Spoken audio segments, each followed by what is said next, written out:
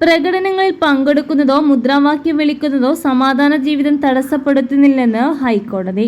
പ്രകടനത്തിൽ പങ്കെടുത്തതും മുദ്രാവാക്യം വിളിച്ചതും സമാധാന ജീവിതത്തിന് തടസ്സമാകുന്നുവെന്ന് കാട്ടി മലപ്പുറം സ്വദേശിനിയായ യുവതിക്ക് പെരിന്തൽമണ്ണ സബ് ഡിവിഷണൽ മജിസ്ട്രേറ്റ് നൽകിയ നോട്ടീസ് റദ്ദാക്കിയ ഉത്തരവിലാണ് ജസ്റ്റിസ് വി ജി അരുൺ ഇക്കാര്യം വ്യക്തമാക്കിയത്.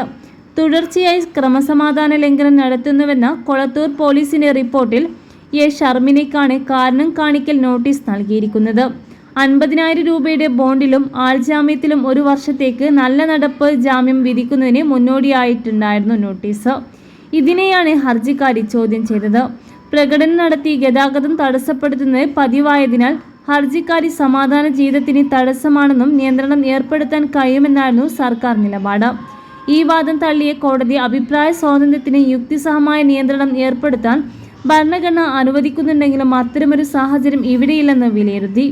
ഭരണഘടന ഉറപ്പു നൽകുന്ന അഭിപ്രായ സ്വാതന്ത്ര്യം അലസമായ നടപടിക്രമത്തിലൂടെ നിഷേധിക്കാനാകില്ല, കോടതി വ്യക്തമാക്കി.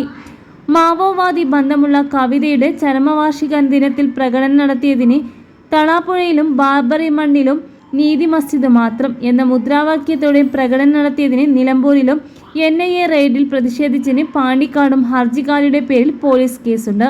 തുടർച്ചയായി സമാധാന ജീവിതത്തിന് തടസ്സമാകുമ്പോൾ ബോണ്ട് വെക്കാൻ ഉത്തരവിടാൻ BNSS വകുപ്പ് 126 എക്സിക്യൂട്ടീവ് മജിസ്ട്രേറ്റിന് അധികാരം നൽകുന്നത്.